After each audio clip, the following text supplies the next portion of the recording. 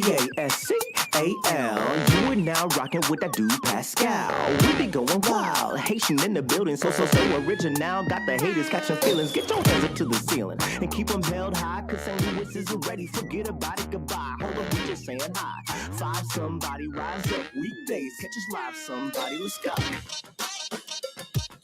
Good afternoon, good evening, and good morning, everybody. Welcome back to the Pascal Show. Thank you guys so much for being here and being a part of the conversation. I hope you guys are doing well out there, making it positive, making it a wonderful day for you guys. I know I've been on quite a bit today. It ain't over yet, okay? We got another really great guest coming on here very, very shortly. So I appreciate our guest for coming in and giving us her time and her expertise. Okay. But first, before we get into everything, there is something I do want to bring up really quick before we go into depth into our conversation here. We don't have her on for a very long time, so I promise you I'll make this very, very quick. I will be on at 7 p.m. Central Standard Time tonight to talk about a different case that has caught my eye that I would like to have an open conversation with you guys about. So I just wanted to let you guys know. The reason why I'm letting you guys know about this show is because I've already gone up. This is the third show I've gone on today. Your boy's working hard. So YouTube has a tendency to let that kind of stuff, when it goes into a fourth or fifth upload of the day, it will kind of push it aside. So you guys might not get any notifications or anything of that sort. So it is already scheduled. It is uploaded. It is ready to go. So when I go live at 7 p.m., we can have that conversation. Just wanted to give you guys the heads up, proper heads up, so that you know. So you guys go look for it when I go live at 7 p.m. Central Standard Time. Okay, it is definitely a conversation we need to have. So be sure to tune in. It covers this case about Madison Brooks. Okay, that is all I'm going to say for right now. Young girl, college student from LSU that was struck by a car. That's all I'm going to say. I'll give you more information at 7 p.m. Central Standard Time. So tune in, okay? Anyway, guys, please do me a favor before we go into all this. Hit that like button down below. Hit that subscribe button, all right? This is a conversation we've all been wanting. We've all been waiting for. We got to get into the nitty gritty. Okay. So hit that subscribe button. It'd be great to have you a part of the Pascal Show family. Anyway, let's get into this. Okay, guys.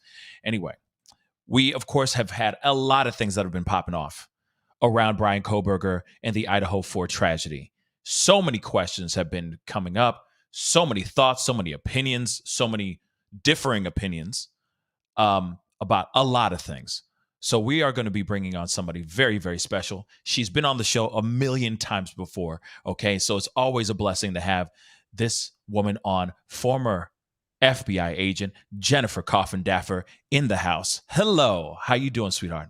Hi, how are you doing? It's great to be here. And hello to all of your audience members. Yes.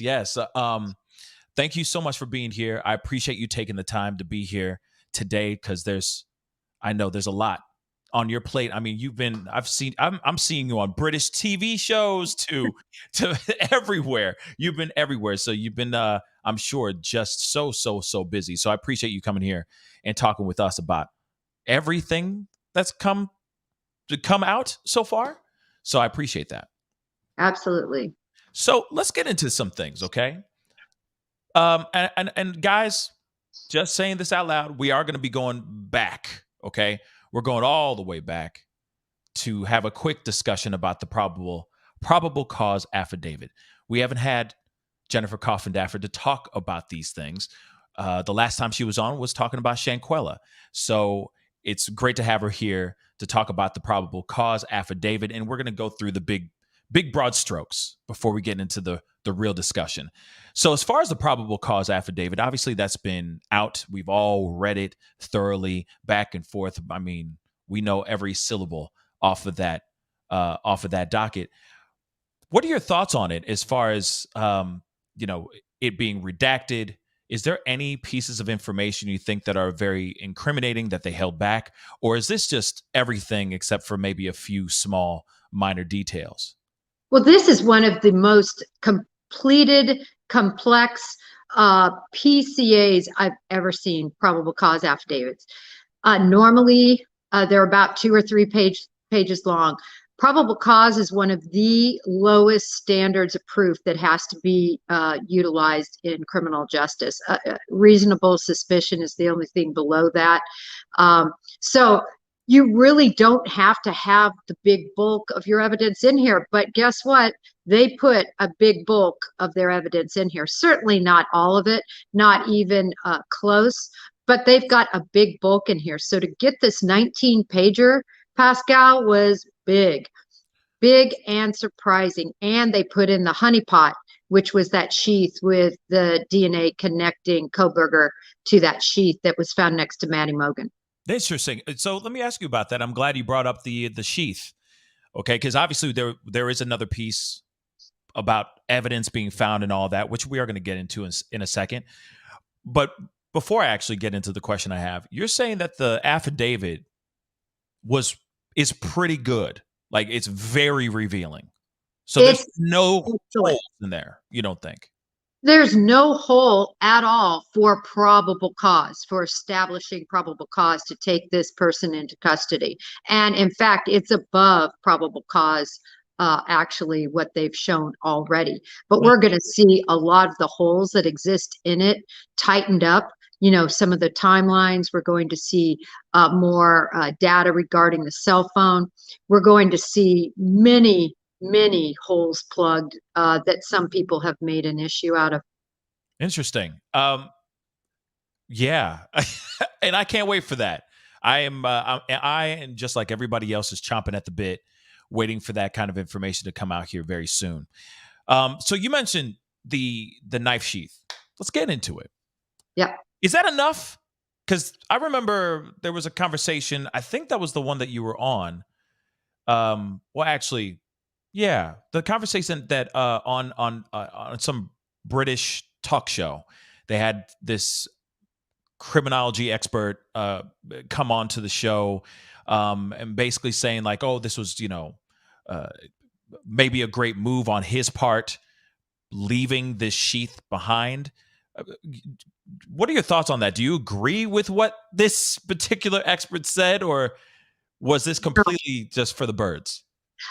For me, no, I don't. I think this was a oh my gosh moment for, if again he is presumed innocent, so let's first get that on the table. But if he did indeed commit this crime, this was the worst aha moment when he got in that car and sped away and realized his sheath wasn't in his pocket anymore. I mean, your audience has a lot of common sense. I have no doubt they're true crime enthusiasts and advocates. And this was a huge mistake to leave the sheath behind. This wasn't a calling card. This was, oh my gosh, what did I do with my sheath? Yeah. I mean, my theory obviously is all speculation with what I'm saying here. My theory is that that's the reason why he came back at 9 o'clock in the morning, allegedly from the probable cause affidavit. He went home after doing all this and he said, oh, damn, I just forgot. I got to go back. And I think he went back specifically to try to get his knife sheath back. Now let's talk about that knife sheath though. They say that they said something about the DNA on this, on the sheath. I forgot the phrase that his public defender in Pennsylvania said, Labar. I forgot what he said about the DNA, but that DNA is still on the snap button of the knife sheath. I guess my question is that enough to convict Bryan Kohberger? Well, it's a lot. Listen, there is no suitable explanation as to why a knife sheath fitting the description of the knife used in this case, which is going to be determined in large part because of the knife incisions in these people.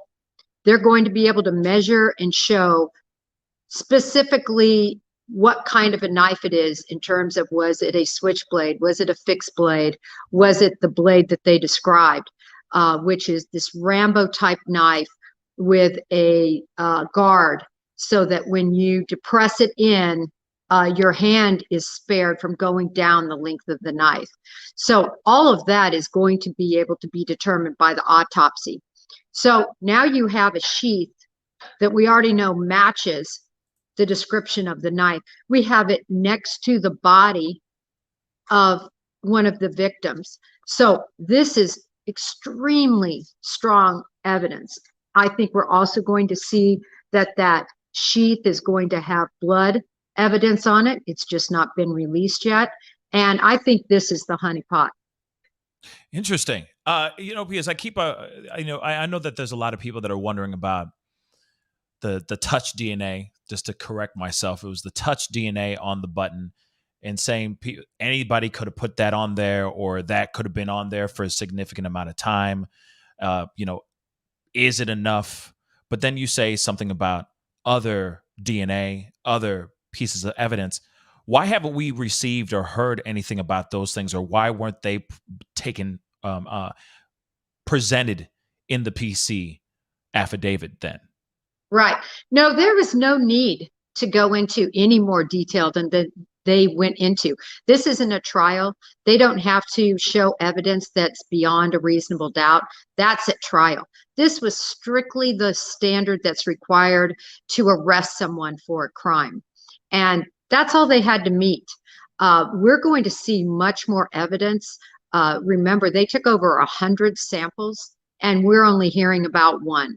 So we're going to hear about more. We're going to hear about more when the Pennsylvania affidavits are released and those search warrant results. We've already heard about the apartment. That was a little underwhelming, but it could be very important, even though it wasn't very many items. The pet hair.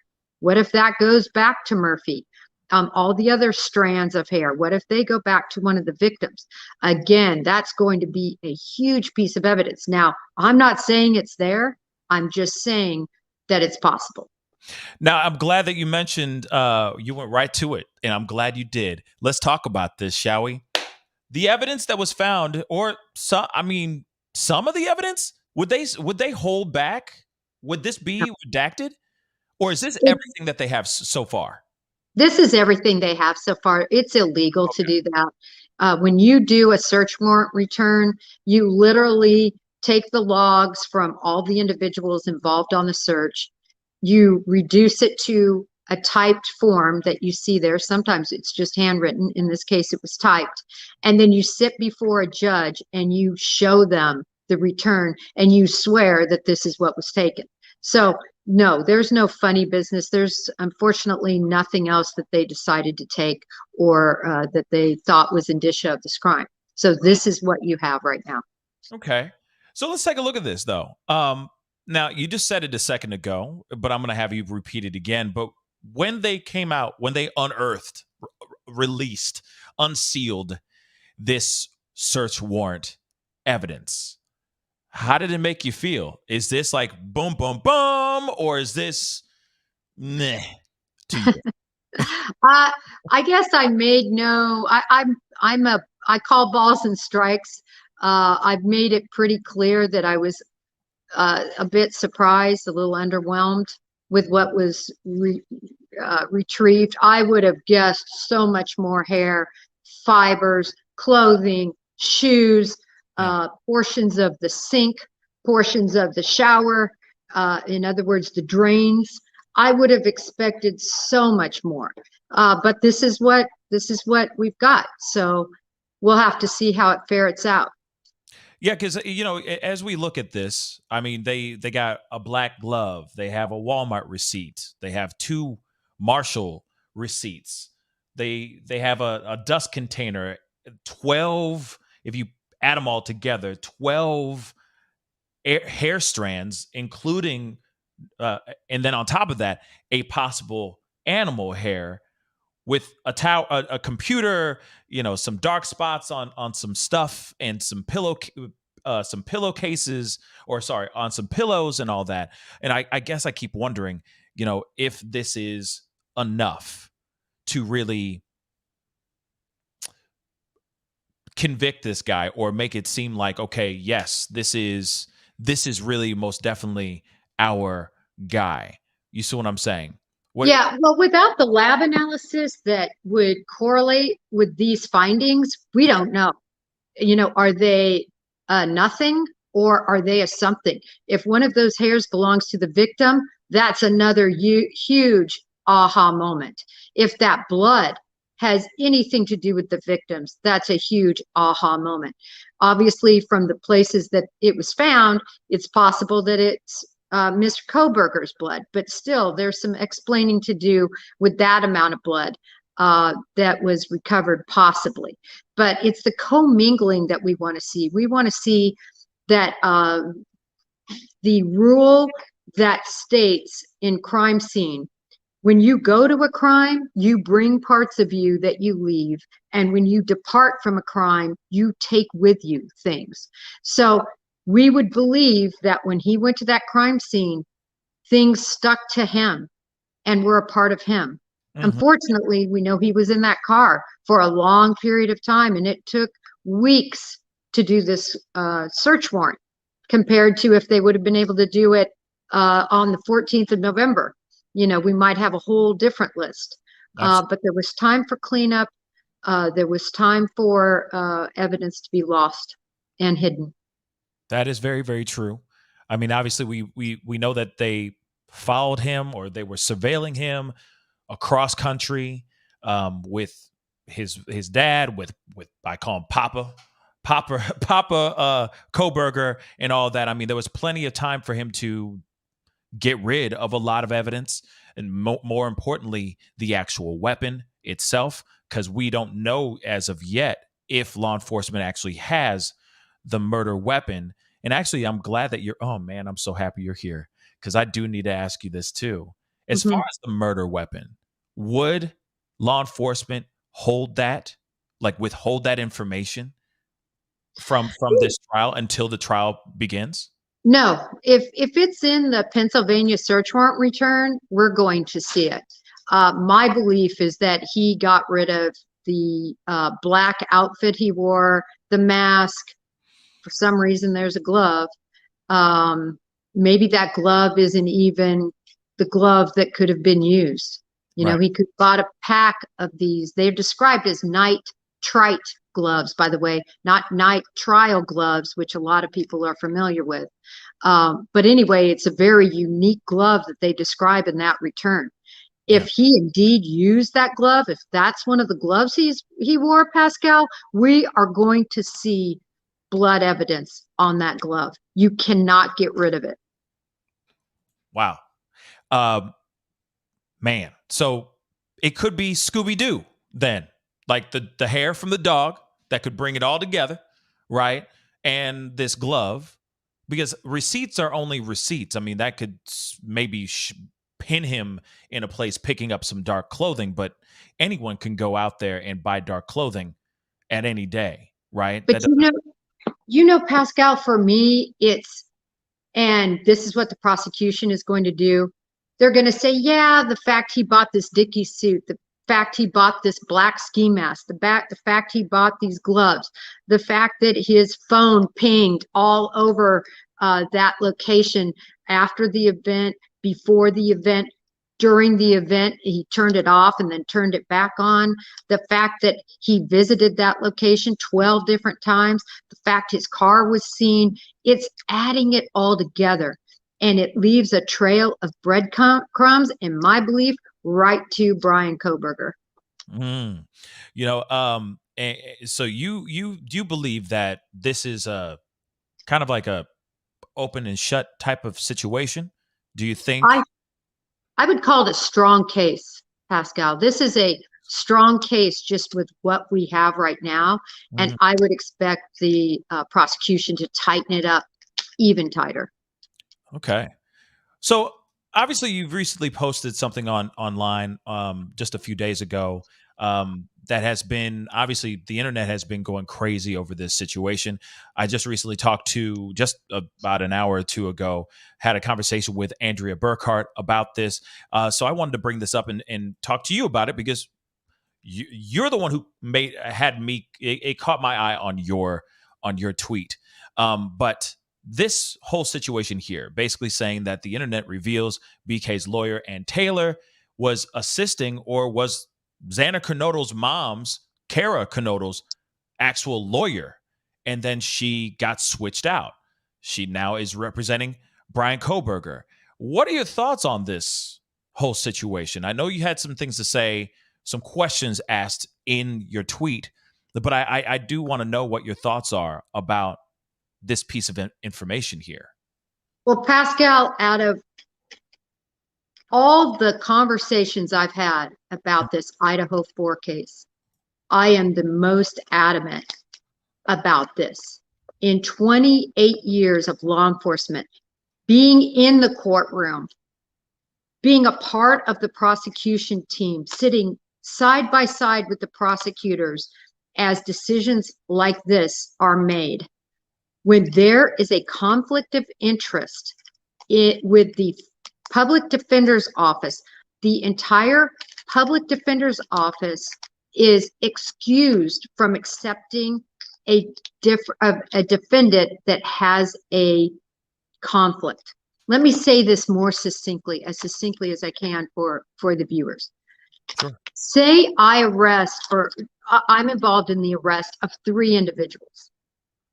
Those 3 individuals then are assigned an attorney because the judge finds that they cannot afford their own attorney. So in this country, if you can't afford your own attorney, the government is paying for one for you. The judge brings the first guy up and he says, okay, we are going to assign you a public defender. A public defender. Fine, done. Public defender. Now that public defender's office, no matter how many attorneys they have, they can't get anyone else on this case. So number 2 guy has to go to the judge's list that they have of approved defense attorneys. And he starts going down that list. And then they get each one. Okay, Mr. Adams, Mr. Brown, that's who's going to represent these last 2. Now, say I'm at that table and the public defender says, oh my gosh, after he reads the report about this individual, oh, this guy was involved in a crime against the daughter of a client of mine. I've got to recuse myself now of this person. And the reason is, and this is so commonsensical to your viewers, you cannot serve the needs of 2 different clients that have 2 different sets of interests. So in this case, Xana Kernodle's mom, first of all, if they decide to employ the death penalty in this case, each of the victim's parents are going to be able to address the court with a statement. They're going to be an open court regarding this matter. And guess who's sitting across from her in an adversarial role is her attorney, a person that was her attorney of record at least since 2017. Her attorney, her advocate, somebody she's told about everything about her case to, somebody who has read all about her criminal conduct, who's been involved with her. That's who's sitting across. Now, let's take it even further. We know there is a lot of speculation out there about this really being a drug, there being a drug nexus in this case. That possibly Kohberger drove there for drugs, that he drove someone there for drugs, that's what this all has to do with, that Xana's mom supplied this house, that this was a known drug house, right? There's so much out there on that. Not saying I believe it, I'm just saying it's out there. But say the defense wants to use this as a defense. Who do you think they're going to call? They're going to call Kara Kernodle. So now you have such a conflict of interest in the protection of Kara Coronado and her information that the attorney potentially cross-examining her is asking. Or let's take a look at it how Mark Garagos looked at it. And this was something I wasn't even thinking of. He says, listen, you definitely have a conflict of interest, because if the mother is involved, there is no way that if a appropriate defense like the drug defense wasn't used on appeal, they're going to say, well, it wasn't used because guess what? His attorney represented Kara Coronado, the person that it should have been used. But no, they kept it out. They kept out the Karen Coronado. They kept out her ties to her daughter in this house. And do you see this huge issue? Right. Either way you slice it. And I know, as far as I know, not one criminal defense attorney, including the esteemed Chris Darden, including Mark Garagos. I just spoke about this today when I was on Law and Crime with Krista Ramey. Everyone is as adamant about this as me. The only people that I know aren't adamant about it are people that haven't been criminal attorneys. Appellate attorneys are a whole different game, that they handle things after everything's done. They're not in the courtroom seeing this play out day after day after day. And so that's the difference, I think, is the vantage point. And taking something and looking at a piece of paper and saying, well, maybe because there weren't too many other choices.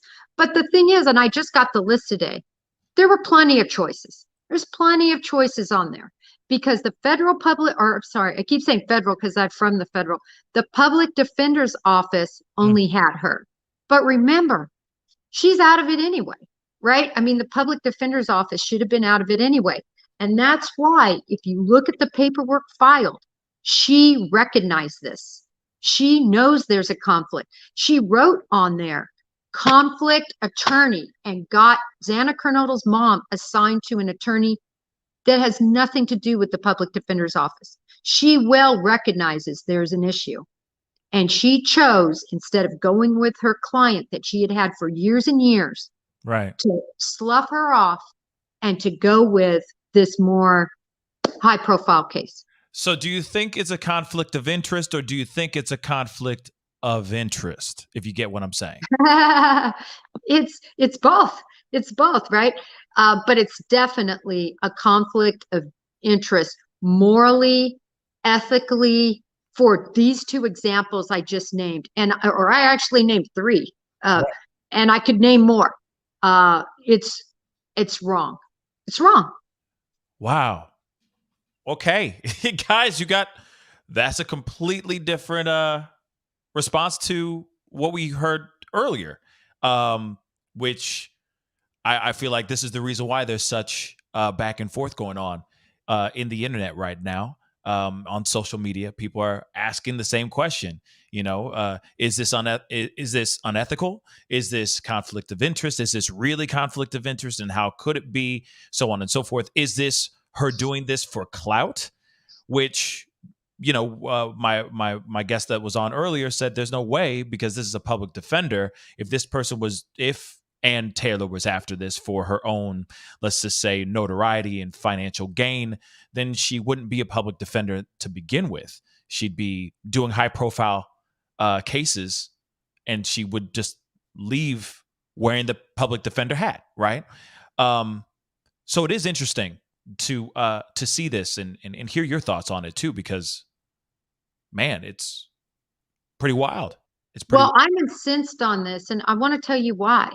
Because this is an important case for justice to be served. And if he were exonerated, there's going to be an issue. And if he's found guilty, there's going to be an issue because of this conflict. It's a direct conflict. And,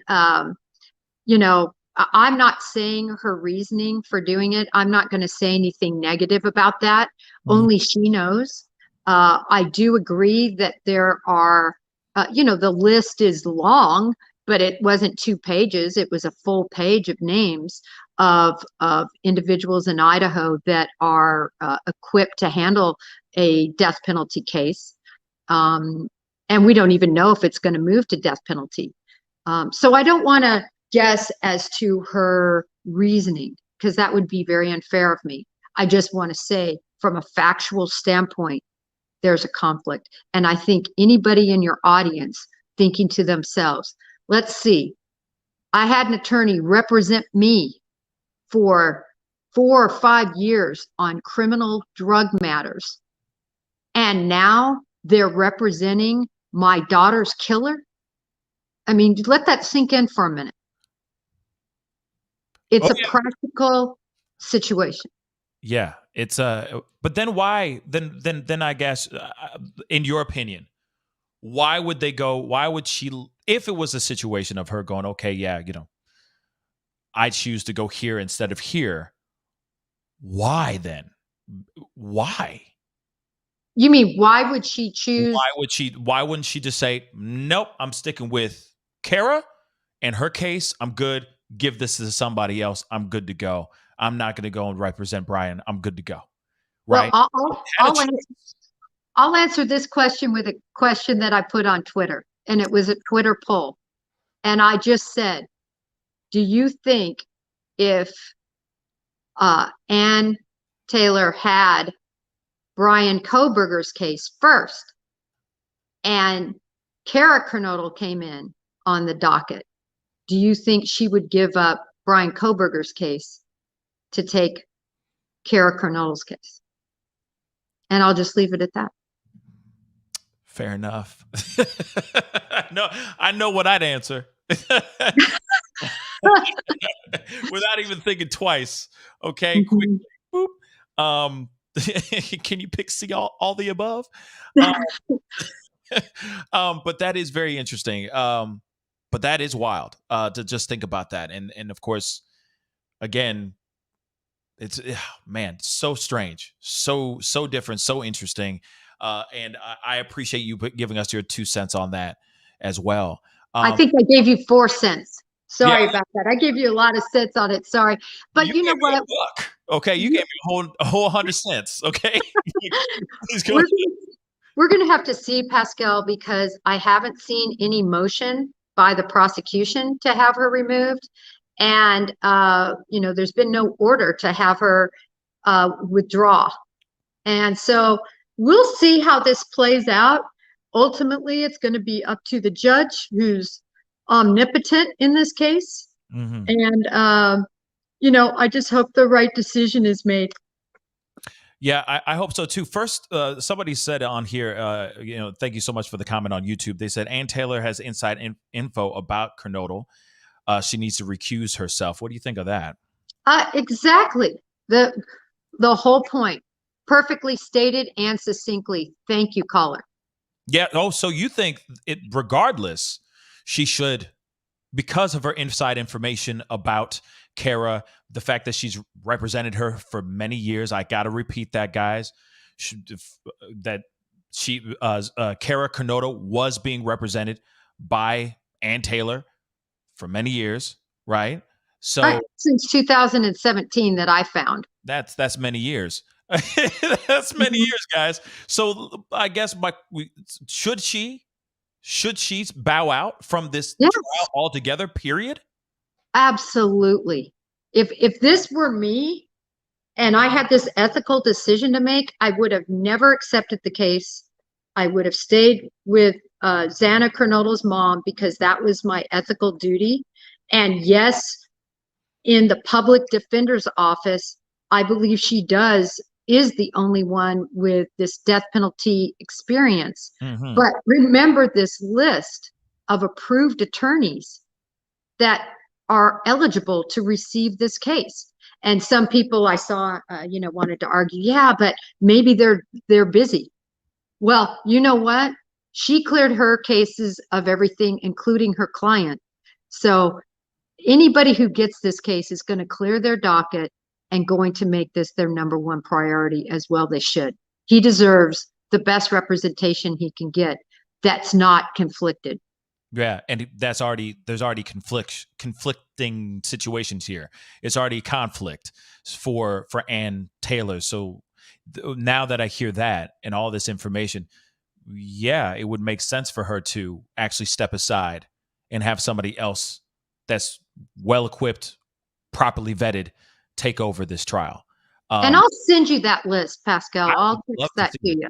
I'll Yes, text please. it to you. Thank you. Because I think that's the misnomer, is thinking that it has to be somebody in the public defender's office. It doesn't. In fact, it can't be. The whole public defender staff is exempt once they have a case of an individual with the conflict. Does that make sense? Because they stand in for each other, they can see each other's files, they help each other out. It's a group, right? So the minute there's a conflict, it's not with just one person in that office, it's the whole kit and caboodle with that office. It's the whole team. The whole team. That's the whole team. Jennifer, thank you so much for the $2 super chat. Different Jennifer, by the way. She's also Mandy's stepmom's DA. So Absolutely. that's more conflict, right? Wouldn't that be? Of course. And think about this. We all know, I believe the date was November 18th is when Xana Kernodle's mother was taken into custody. And just prior to that date of the murders on November 13th, the stepmother of Maddie Mogan was taken into custody. Yes. So does anybody not see that this is an issue? To me, it's such a practical issue. And like I said, I know Twitter audiences, I know audiences from YouTube have a lot of common sense, and they get this. Yeah. This is going to be very, it gets sloppy. It's just getting sloppy, basically. But then what if you were in the room with Bryan Kohberger, aside as putting your hands on him and trying to get him to confess, because never. Right. But aside from that, if you were in the room with him and he was dealing with this kind of hearing about this, what would be your own advice? Telling him to find different representation? You know what I mean? What would you say? Absolutely. If I were hired as an expert consultant on this case, I would say this has to be, you need to petition for a new attorney just based on this alone. Because if he is exonerated, likely this is going to be an appellate issue. This is some fascinating stuff, guys. And just really quick, she meant Maddie. I said Mandy, but I was just reading what Maddie Mogan. Maddie, but I knew what you meant. Yeah, we knew what you meant. Okay, we understand. Did I say Mandy? No. I said Mandy. Okay. I was going to say, I thought I said Maddie. Yeah, no, I read the super chat as it was written, and so I messed up. I should have corrected it when I was reading it. So she fixed it, but I appreciate that. So I guess the other thing is, I guess the other question is the weapon, the fact that it's not here, the fact that we do not have it. I know that's one burning question that everybody's been wondering about as well. Again, that is one piece that can connect everything together, right? Well, it can, but again, no matter what, the defense always ends up finding an excuse, that they're going to try to put forward as to why the weapon was found where it was. They're going to try to show it's not connected to Mr. Kohberger. No matter how much evidence, how many piles of evidence you have, it's the defense's job to find holes and to find issue. Can they convict Bryan Kohberger without a weapon? 100%. Would the weapon be a nice, wonderful thing to have to tie this case together? Absolutely. Do they want it? Yes. Are they going to get it? I don't know. For me, I would be driving that route he drove, if I was an investigator on this, every day and painstakingly drive off wherever I thought I saw tire tracks or where a car could go, and I would be looking nonstop for all that indicia of this crime. Pascal, how are we doing on time here? Well, I don't know. You need to tell me. Is it 4? It's 4:05 or it's 4:05 your time. Yes. 4:05. I do have to go. I have a little son to pick up from baseball. No, totally understandable. Okay, Jennifer, I appreciate you coming on and talking with me and everything. It does really mean a lot. Can you tell everybody where they can go and find you, follow you, etc.? Yes, I am on Twitter.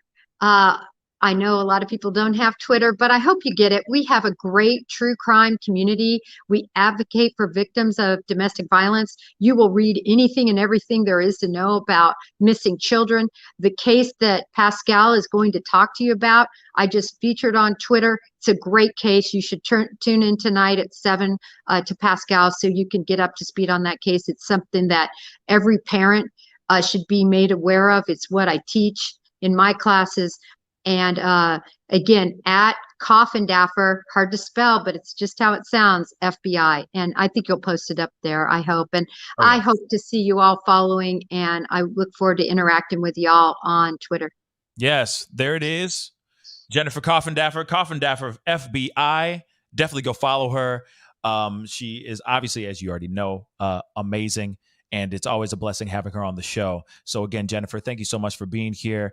And man, I would love to pick your brain about the other case that I'm talking about at 7 p.m. sometime, because that's a tragic story. It's tragic. And I'll be happy to come on to talk about that case. That's my passion, is keeping men and women safe from assault, like what happened in that case. So absolutely. I won't drop any more on that because I know you want your followers to follow, but It's a blessing to know you, Pascal, and I'll be back. All right. Bye. All right. Bye. Guys, thank you guys. Thanks to Jennifer Coffindaffer for being on. Without her, I don't think we would have seen or heard or even thought of that different perspective. Obviously, some great content right there and great opinions from a former FBI agent that's been in the game and knows her things. Okay. And yes, tonight at 7 p.m. Central Standard Time, this is the reason why I was mentioning it before, I am going to be talking about another case of Madison Brooks. It's a very, very devastating, heartbreaking story. And what's wild to me is that they're trying to claim that there was no SA involved in this particular crime and this particular tragedy that happened to this young woman, this young girl, 19 years old, y'all, from LSU, was struck by a vehicle. But before she was struck by a vehicle, she was SA'd by a group of men, a group of college students. We are going to talk about that at 7 p.m. Central Standard Time. The reason why I'm bringing that up is because I've gone up 3 times. I've been live 3 times. YouTube tends to not like that kind of stuff. Okay. So whenever you go more than 3 times, upload more than 3 times, go live more than 3 times, that your video tends to get snuffed and tucked away.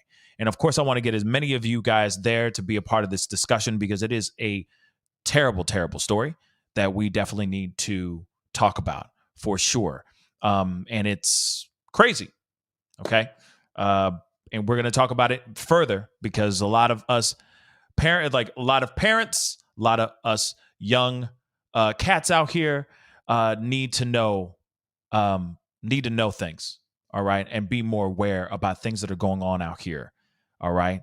And so we will talk about it. We will be back on at 7 p.m. Central Standard Time.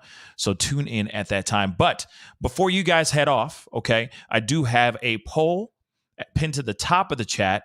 Now, I'm not sitting here saying that I'm going to be covering the Murdaugh trial, but if there are moments and things like that, maybe there's a moment when he takes the stand or something like that, because honestly, I just don't have time like I used to when it came to the when I did the JDAH trial and all that. I just don't have the time like that anymore.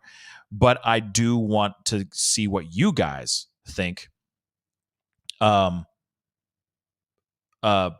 See what your thoughts are about the me covering this. Okay, if you're thumbs up or thumbs down on it, let me know. But yes, it is something completely different from Bryan Kohberger and all this mucky muck that we've been covering over the past few weeks. This is something else, but it is definitely a conversation we need to have.